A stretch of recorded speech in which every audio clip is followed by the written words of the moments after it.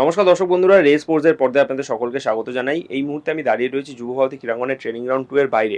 আপনারা জানেন আগামী 30 তারিখ সেপাহান এফসির বিরুদ্ধে মোহনবাগানের একটা ম্যাচ রয়েছে এফসি চ্যাম্পিয়ন্স লিগ 2 এর, এবং এই ম্যাচটা কিন্তু মোহনবাগান খেলতে যাবে ইরানে। এই ম্যাচটা খেলতে যাওয়ার আগে আমরা প্রায় প্রত্যেক দিনই আপনাদের সামনে যে এই বিষয়টা তুলে ধরছি, মোহনবাগানের অনুশীলন প্রত্যেক দিনই কিন্তু একটা জোর কদমে হার্ড ট্রেনিং প্রায় চলছে, 2 ঘন্টা করে প্রত্যেক দিনের অনুশীলনই আমরা দেখতে পাচ্ছি যে বেশ কিন্তু কঠোর অনুশীলনই করাচ্ছেন হোসে মলিনা তার দলের প্রত্যেকটা ফুটবলারকে। যেহেতু এফকে হালের বিরুদ্ধে প্রথম ম্যাচটাই মোহনবাগানকে হারতে হয়েছিল, ফলে ঘুরে দাঁড়াতে হলে সেপাহানের বিরুদ্ধে ম্যাচটা খুবই গুরুত্বপূর্ণ, এবং হোসে মলিনা জানেন যে সেপাহান দলটাও কিন্তু যথেষ্ট শক্তিশালী দল। তবে আজকের অনুশীলন নিয়ে যদি আমি একটু আলোচনা করি, আপনারা জানেন যে একটা দল যখন বাইরে কোনো ম্যাচ খেলতে যায়, বিশেষত এই এএফসির মতন ম্যাচ, একটা এত বড় মঞ্চে মোহনবাগান খেলতে যাবে, সেই ম্যাচ খেলতে যাওয়ার আগে ফুটবলারদের বডি ল্যাঙ্গুয়েজটা যেরকম হওয়া দরকার বা পারিপার্শ্বিক পরিবেশটা যেরকম হওয়া দরকার, আমরা কিন্তু আজকে অনুশীলনে খুব একটা ফুটবলারদের মধ্যে সেরকম ব্যাপার কিন্তু দেখতে পেলাম না। আমরা দেখলাম ফুটবলাররা যেরকম অনুশীলন প্রায় প্রত্যেক দিন করে থাকেন সেরকমই অনুশীলন হচ্ছে, যেরকমভাবে কোনো লিগ শুরুর আগে একটা দল যখন অনুশীলন করে সেরকমই একটা অনুশীলন হচ্ছে।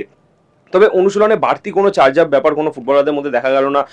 শুরু থেকে যেরকমভাবে প্রত্যেকদিন অনুশীলনে হয় যে স্টার্টিংয়ে বেশ কিছুক্ষণ টিম হাডেল হয়, এবং তারপরে ফুটবলাররা বেশ কিছুক্ষণ পাসিংয়ের অনুশীলন করলেন, আজকেও সেটা আমরা দেখতে পেলাম। তারপর বল পায় বেশ কিছুক্ষণ অ্যাটাকিং প্র্যাকটিস হলো, তারপর আমরা দেখতে পেলাম দুটো দলে ভাগ করে হোসে মলিনা তিনি তার দলের প্রত্যেকটা ফুটবলারকে নিয়ে অনুশীলনও করাচ্ছেন। তবে এখানেই একটা বিষয় দেখবার, আপনারা জানেন যে বেশ কিছুদিন ধরেই আপনারা এটা শুনছেনও যে বিদেশি তাদের কিন্তু ভিসা সমস্যা হচ্ছিল, এবং তাদেরকে নিয়ে ইরান যাওয়া কতটা সম্ভব হবে সেই দিকে কিন্তু মোহনবাগান ম্যানেজমেন্টও একটা জোর কদমে তারা কিন্তু একটা চেষ্টা চালাচ্ছিল। তবে আজকের অনুশীলন আমরা যে জিনিসটা দেখতে পেলাম, প্রত্যেকটা বিদেশি ফুটবলারকে এবং ইন্ডিয়ান ফুটবলারদেরকে নিয়েই কিন্তু আজকে দল সাজিয়ে হোসে মলিনা অনুশীলন করাচ্ছেন। এখানে একটা প্রশ্নচিহ্ন থাকছে যে যদি এই 4 বিদেশি ফুটবলার ইরানে সেপাহানের বিরুদ্ধে ম্যাচটা খেলতে যেতে না পারেন, তাহলে এই 4 ফুটবলারকে দলে রেখে কি করে হোসে মলিনা তিনি তার দল সাজাচ্ছেন। এটা কিন্তু কোথাও গিয়ে একটা ইঙ্গিত। আপনারা জানেন যে আগামীকাল মোহনবাগানের কিন্তু রাত্রি 1টার ফ্লাইট ছিল, সেই ফ্লাইটে করে মোহনবাগান দুবাই হয়ে ইরান পৌঁছাতো। আমরা আইএসএল এর সময়ও দেখেছি যে মোহনবাগানের যখন অ্যাওয়ে ম্যাচগুলো থাকতো সেই সময় তারা বিশেষত যখন তাদের দুপুরবেলার বিমানটা থাকতো, মোহনবাগান কিন্তু সকালবেলা অনুশীলন করে দুপুরের সেই বিমান ধরে সেই ভেন্যুতে তারা যেত। কিন্তু ইরানের ক্ষেত্রে যেহেতু রাতের ফ্লাইট ছিল, সেই কারণে বিকেলবেলা অনুশীলন করে রাতের ফ্লাইট মোহনবাগানের ধরার কথা থাকলেও যেটা জানা যাচ্ছে যে বিকেলবেলা অনুশীলন করলেও মোহনবাগান কিন্তু আগামীকাল রাতে ইরানের বিমানে যাচ্ছেন না।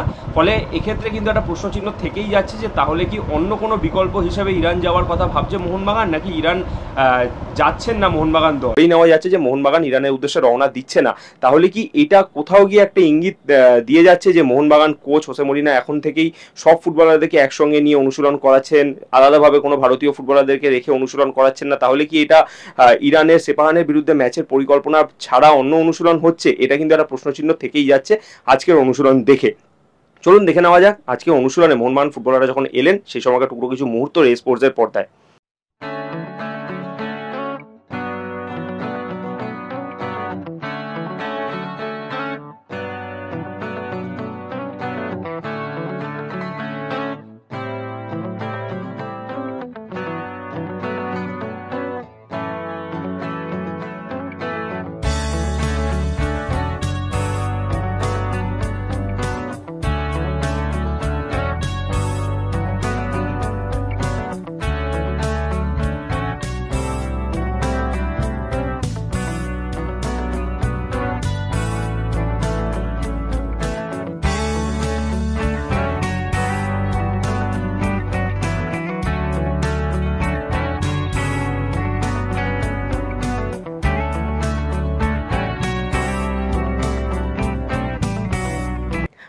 যুব ভারতী ক্রীড়াঙ্গন থেকে ক্যামেরায় শুভম মণ্ডলের সঙ্গে সায়ন দে, রে স্পোর্টস।